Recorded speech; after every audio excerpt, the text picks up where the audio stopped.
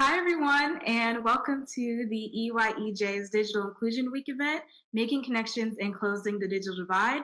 My name is Avery, and I go to The Ohio State University. I'm part of the EYEJ Youth Council, and I'm 19 years old.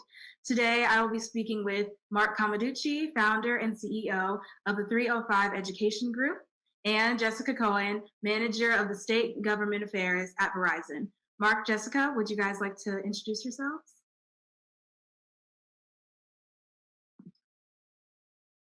Sure, I guess I'll go first. My name is Mark Carducci. I'm the founder of the 305 Education Group. We're an education-facing consultancy, although we also work with nonprofits, supporting schools, school leadership teams, um, districts and boards of directors as they try and better serve students, families, and educators.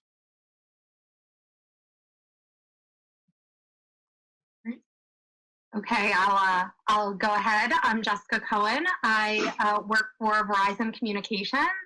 I am the manager of state government affairs, but it's a bit of a misnomer. I lead our market efforts here in Northern Ohio for philanthropy and community engagement, and I'm very excited to be here. I'm a native New Yorker, and but been in Cleveland for 13 years, and we absolutely love it here. So excited to be part of this conversation. We're gonna wait a couple seconds just for Mark to, all right, hi. So it's really nice to meet you both and thank you for speaking with me today. So today we're gonna be talking about education and the digital divide. So can you guys tell me a little bit more about the organizations that you're a part of and how they relate to the digital divide or education or both? Maybe we'll go back and forth, Mark. I'll start this one and you grab the next one. Cool. Yeah, I'm very excited about this. Like I said, Verizon is, I think hopefully everybody knows Verizon. We're one of the largest communication technology companies in the world. We have 135,000 employees. We have 120 million customers. And we've really been at the forefront of wireless technology. Right now, we're driving the fourth industrial revolution with the launch and expansion of the 5G ultra wideband technology. And we don't even know where this technology is going to take the world in the future, just because of the huge amount of bandwidth it'll provide and the amazing speeds. And so when it comes to this fourth industrial revolution that we're entering, we're going to need here at Verizon a skilled workforce to join our teams, engineers, developers, IT support, data analytics. I mean, you name it, thousands and thousands of employees that keep our networks running and bring technology and our products into the marketplace. And we also know, as we have seen technology in the past, that technology displaces workers, which means that education for workforce development, reskilling and upskilling is incredibly important. And so that's really what you're hearing is kind of our bailiwick of where we find our corporate social responsibility and what is really important to us as a company that's in this very critical space.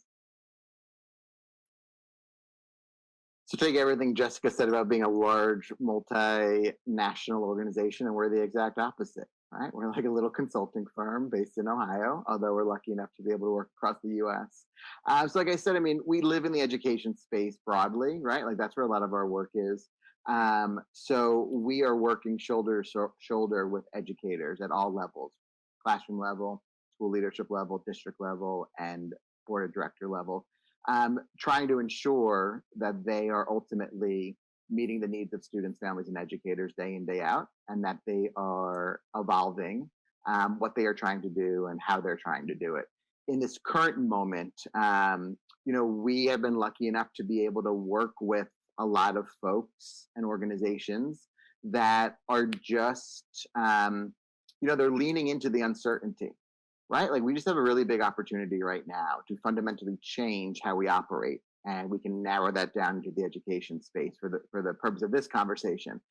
But this idea that, and a motto that I've been living by since March is pandemic as a portal, right? So we have this opportunity not to view this as a moment in time and not to view this as we are working and we are striving to get back to normal or back to the way it was, but to fundamentally change the way we connect, the way we interact, in this context, the way we view teaching and learning. And we're just excited to have a seat at the table and be able to be a part of some of those conversations and, push and pull along with a lot of our colleagues.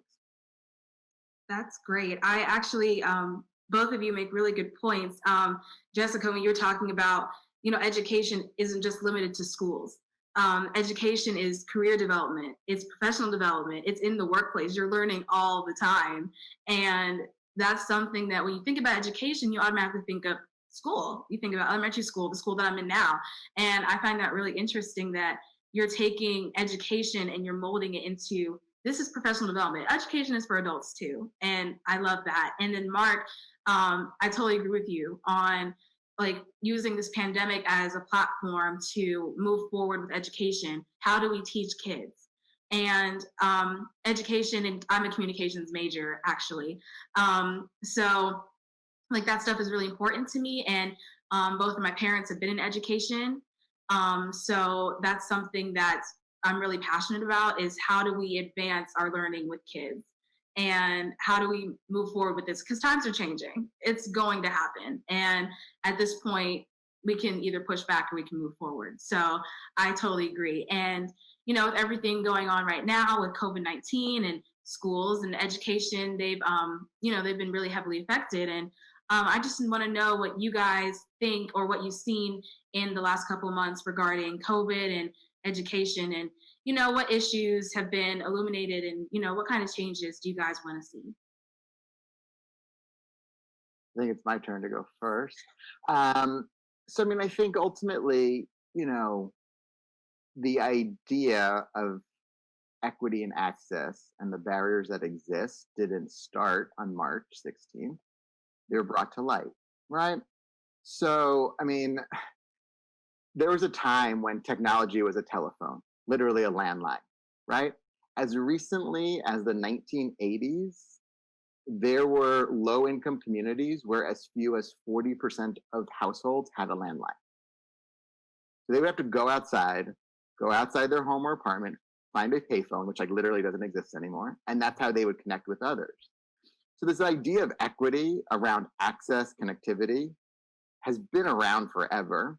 I think one of the potential unintended consequences and maybe silver lining of COVID is that it has been brought to the forefront and there is a newfound commitment to actually resolving and making progress. It's going to take time. It's going to take longer than it should.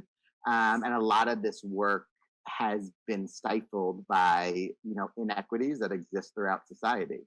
I think the difference is people are now connecting with this challenge in a different way than they ever have. And I'm hopeful that that's going to lead to, meaningful and real progress. So I think, that is what's really struck me around this current moment around the issue of equity access, the digital divide broadly, and how it's impacting communities, whether it's low income, whether it's rural, whether it's historically underserved, whether it's because of technology and infrastructure, whether it's because of a social construct like redlining. Like there's a ton of reasons why we're here. But I think this is brought to the forefront the issue, and folks that have never had to connect with it now are, no pun intended, and it could lead to actual like fundamental change in how we are able to address this issue, and then how this issue can fundamentally transform the lives of kids, families, of education as we see it, which could be really, really exciting. Yeah, all of that. And I think on the ground, maybe a little bit more practically, we from a company perspective, we saw the schools that we partner with and schools in general. Obviously, there was an enormous, unprecedented demand for devices and connectivity, and that's just on the ground. And that filters through. You think about us as a provider of products, but there's this whole supply chain behind that, right? So imagine the entire country, which is what happened, trying to get Chromebooks and tablets and hotspots out. And so that real-time supply chain pressure, that was very real, I think, across the country for all carriers, not just Verizon. And that was very interesting to kind of see from that perspective. I think that the other thing was connectivity, obviously, and Avery, I'm sure we're going to talk more about that. But Verizon put into place exclusive pricing for school districts to enable remote distance learning because these were budget expenses that schools had not anticipated. And frankly, they had tons of other costs happening with the pandemic. And, so these were pressures that were brought to bear. I found out, I didn't think about this, that teachers need to be connected. I saw an Education Week statistic that 10% of teachers did not have adequate internet access, and we saw that occasionally, through our work with our education partners. And also my husband is a teacher in Cleveland Heights, and I have to be online. He has to be online. What is that? Our kids were online. What does that do for us? And then I'll just say on the workforce development piece, Avery, to kind of continue that line, many programs, we funded a number of nonprofits transitioning to move their programs to virtual learning. Towards Employment, Lutheran Metropolitan Ministries, all working with formerly incarcerated individuals, trying to get them back into the workforce and get them back on their feet. And all of a sudden they've lost, their support, in-person supports, and need to go online and use that technology. Do they know how to use that technology? What training is involved to get them on that platform, and how do you get them the supports that they need through that program? So those were the kind of challenges that we were seeing firsthand in the last 6 or 7 months or so. And I definitely understand, the school, and I know for me in particular, I mean, this second semester for me, even though I'm a second year, but second semester, my first year, it was crazy. I had just started college, and now I'm moving to an online platform. And I mean, I have been very fortunate to do online school. But I was talking to some of my friends, they were like, what the heck? Like, what's going on? And then even my little sister, she's a senior in high school, and she is doing CCP all online. Like, that is just crazy. But honestly, I do think that we're making adjustments and we're moving forward as best we know how. And I think that, like, you can't really blame anybody for trying to figure something out. And because that's what we're all trying to do, is figure it out as we go along. So, but I just want to know, like, with everything that we're seeing right now and everything that we've been seeing for education and technology, regardless of this pandemic or not, how do you see digital inequality affecting young people in their education? Okay, so I'll take this first. So obviously, there's a real danger of people being left behind as technology progresses. We all know that. And so nationally, Verizon's been addressing pieces of this to get at it from a holistic perspective.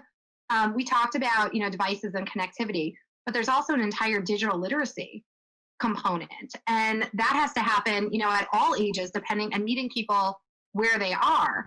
So we have a couple things that we do.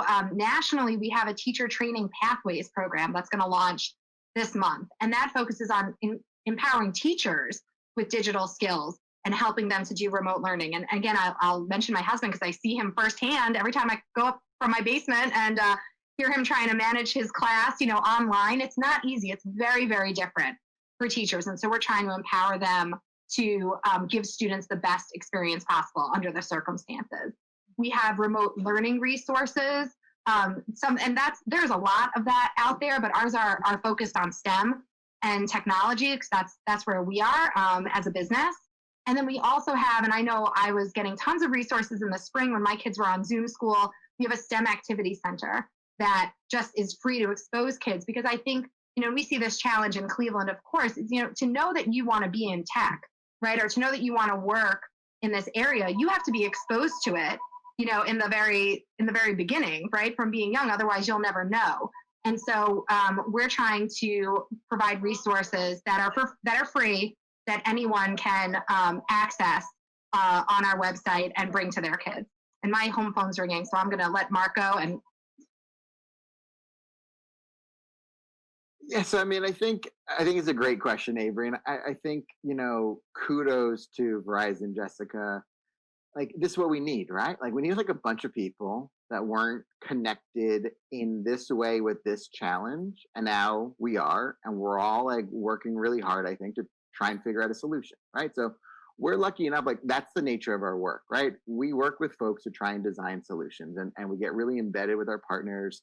Like we do professional development for teachers that have never, like traditional brick and mortar educators that have never worked on this in this modality.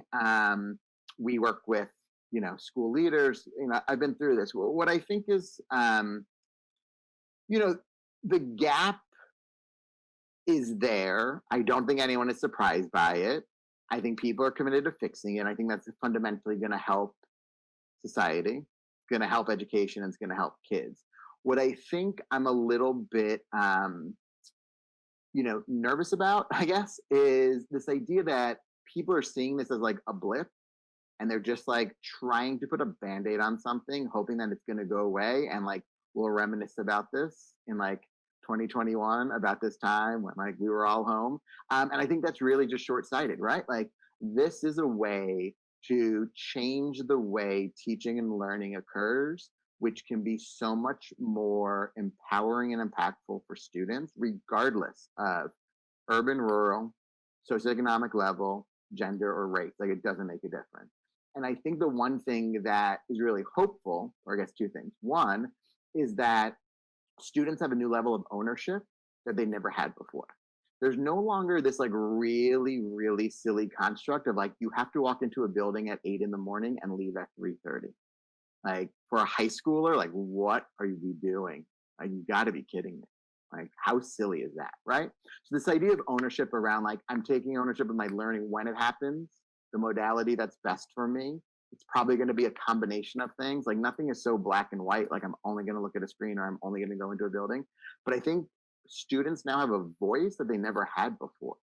Like, schools are reaching out to families and students for the first time, being like, what worked, what didn't? How can we make it better? Like, we as an organization, we don't call what happened from March to whether your year ends in May or June. We don't call it remote schooling or virtual. We call it crisis schooling. It was a mess for many, many folks on every side of the table, school side, home side. But in that, like, this ability to start, and we fundamentally believe in this idea of designing with, not for. So when you design with, you design a solution with the people that are going to have to implement, or are going to be impacted. And for the first time, we're actually going to students, Avery, and asking like, what happened? Why didn't it work? Oh, like, I see you always do your Google Classroom at 10:30 at night.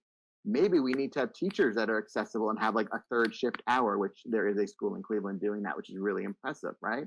But I think that's going to be amazing for kids. And I think for the first time, because of a terrible situation, right? A health pandemic where hundreds of thousands of individuals have died. Unfortunately, out of that will come something good in the education sector, which is a rethinking of how teaching and learning, number one, can occur, but number two, like, the people that get to have a say in how it looks. And I think students for the first time have a seat at the table in a way they never have before, which is really exciting to me. And something that's interesting, when you mentioned Cleveland schools, is that Cleveland was recently named the #1 worst connected city in the nation. And schools in Cleveland are like seeing as little as 15% attendance for like 6th to 8th graders in virtual classes right now. And I guess I want to know, as industry leaders, what could you do to support local school systems and local families in Cleveland to address this? Is it me this time? It's me this time. Okay, so here we go. Like, here comes the soapbox moment, right? The kid wants something, the student wants something, they're gonna do it. So chances are the product that they are no longer participating in wasn't very good, and that's why they've opted out. So yes, there is an equity and access issue around devices and connectivity that is hampering the ability of students to engage in teaching and learning right now in the city of Cleveland. Yes. If you gave every kid the broadest of broadbands, and Jessica probably know what that means, I don't, I just like throw these terms around, and a device, I bet you the attendance rate isn't going to drastically go up. Why? They don't care. They don't have a relationship with their teachers or their school, and they don't think it's purposeful, meaningful, or impactful for their lives. So we do have to fix this, but we also have to start unpacking these things about like attendance. First of all, I don't know what that means in this new reality. There's like attendance, there's purposeful attendance, meaning a day and a time. Mhm. There's engagement, there's completion, there's math, like there's all these things, right? But I think we are masking a challenge in education, which is uninspiring, unengaging, uninteresting teaching. And we're saying it's because of connectivity. Definitely there's a part of it that is for real. Like that is for real. And Cleveland, like many other cities, needs to fix this issue. It's not one entity. It can't fall on CMSD to do it. That's not their role. They are one of many entities that needs to commit to fixing it, but it doesn't all fall on them. But even when this gets resolved, I'm very fearful that now kids will be using that connectivity and devices for something that actually has nothing to do with their education. Why? Because they aren't getting a great education. There isn't a relationship with their educators, and what they're being taught isn't relevant to their lives. So we have to attack this from all areas. I'm not saying that teachers are not wanting and trying and working really hard. We all are. But I do think this is a moment in time where we can't blame one variable for all the outcomes that are resulting from it. Because though connectivity and access is a definite issue in Cleveland, there's a lot of students that are using devices for something else right now. So how do we just make them want to use it to learn instead of right now, which is probably like avoiding learning. So soapbox, going back under the desk. I think I should just thank EYEJ. I feel like Mark and I are the perfect, philosophy, practical. We're like each other's foils. So I appreciate what you said so much. So on the practical side, I want to share, to the point about innovation, right, and engaging kids, which is critical these days. I know because my kids, when they're unengaged, I can't get anything done. So what we did, Verizon, actually, I don't think a lot of people know this. Maybe some people do in Cleveland, but Cleveland is the site of Verizon's first innovative learning 5G lab. And that's at a Breakthrough middle school at East 36th and Superior. Full disclosure, I used to work at Breakthrough, but I had nothing to do with this gift. It happened in between being with these two amazing places. And this lab is 5G enabled, virtual reality stations, 3D printers. Jonathan Lubis is the teacher that heads that lab, works with teachers on how to engage the students there. I mean, it is literally bringing kids into the future and exposing them to these. Now we did that last year in 2019. Nobody was expecting that everybody would school from home. So we're looking forward to getting back into that lab. But in the meanwhile, we were addressing some basic needs. Verizon just added 5 Verizon Innovative Learning Schools to our National Verizon Innovative Learning Schools program. So we're making an investment. Each of those schools get 4 years of 4G LTE connectivity and free devices for those 4 years for every one of their middle school students. And so we're helping to chip away, at the challenge that CMSD has of just getting one-to-one, getting kids devices and getting them set up for remote distance learning. And the best thing about that 4G LTE connectivity, aside from being on America's most reliable and best network, is that they can have it at home, right? And that's 24 hours. They're not worried about getting into a library. That's their connection. So that's some of the practical things. And this is, I also just want to say, like, in terms of support and families, we're working with nonprofit partners. We engage in some philanthropy. We have virtual volunteering to the extent that we can have our employee base here in Northeast Ohio get engaged. That's really important to us. And I think we just want to be a good community corporate partner. We're here for the long haul, and we want to be able to support this community in Cleveland as much as we can. Yeah, thank you both. So with both of your answers, that kind of plays into my next question for you both, which is, the improvements that you're seeing in Cleveland and other cities. So you mentioned the 5G lab, and Mark, you mentioned that third shift for teachers, which is really impressive. So is there anything that, like, in other cities, maybe your city, that you've been seeing that are improvements? Yeah, so it's my turn, as they say. But I would just say one thing that I'm really impressed about, and I love this question, is that, and Mark, I think you touched on this earlier. This has been this is not a new issue. It just got uncovered. It was like we picked up the rock and sun, the sun shone on it. And I think one of the things that's happening that I think will be helpful is that we're united in finding a solution. I sit on the Cleveland Digital Equity Coalition. There's about 100 people there from across every organization, every public, public, private, nonprofit is sitting on there working together. The subcommittees are generating ideas and getting information out. And there's this real sense of moving towards a common purpose, which I think is incredible. And we've seen that in Cleveland before. We've had the Cleveland Plan, in the past, we've had other initiatives in Cleveland where we really see people move together. So I personally think that's a huge improvement. It's a huge step forward for Cleveland, and I'm excited to see where it takes us. So I think that, like, Avery, I think I view your question in two parts, right? Like the immediate, there have been really, really interesting and innovative ways to get to where we are right now. Looking back, I'm just using March 16th as like the date, right? Like some things that they're definitely band-aid solutions, right? Like putting Wi-Fi on buses.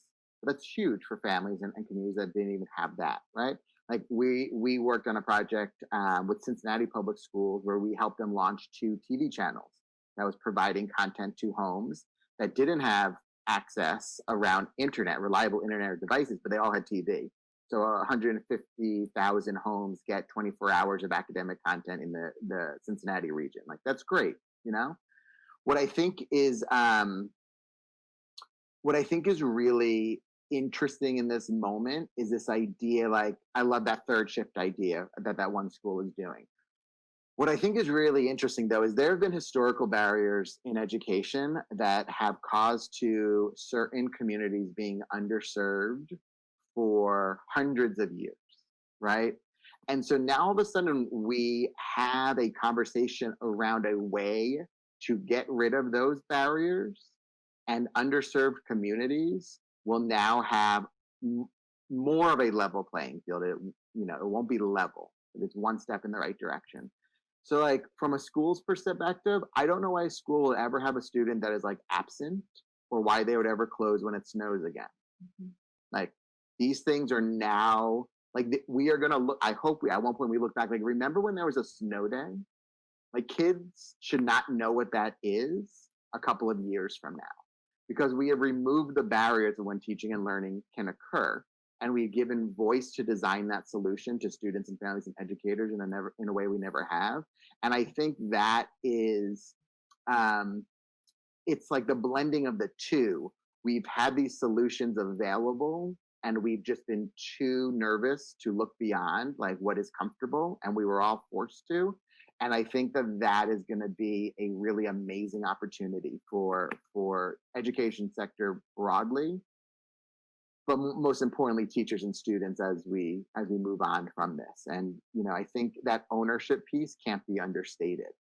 Like there's now data being collected on what does and doesn't work for teachers and students because we are engaging in a different way. And for that to drive how we think about teaching and learning is going to be really, really amazing for folks moving forward. Thank you both. So before we wrap up here on this amazing conversation, do you guys have any questions for me? Where are you going to be 5 years from now? Oh, that's a great question. Okay, so. And I don't mean what city, because we know you're leaving Cleveland because you can't get on the internet. Well. So. I'm kidding, Jessica. So the goal. No, we'll get you a hotspot. Don't go. Oh, I mean, a hotspot work. I have a hotspot on my phone, like. But I think that where I want to be is I want to work in the entertainment industry. That's something that I'm really passionate about. I've always been passionate about it, and regardless of whatever I'm doing, whether it's like performing, the admin side, I also want to go to law school, so I'll probably be in law school. But those are definitely some things that I'm looking forward to in the next years of my adult life. But thank you both so much for your time today. I had a great time speaking with you both. And I would like to thank our audience on Facebook Live. And tomorrow at 6 p.m. Eastern Standard Time, that's our last day for the Digital Inclusion Week. And our speaker, Gloria Ware of the KeyBank Center for Technology, is going to be talking to Youth Council member Kendall Smith. And they're going to be talking about workforce development and the digital divide. So thank you both so much for your time. And we all hope to see you tomorrow. So have a great evening.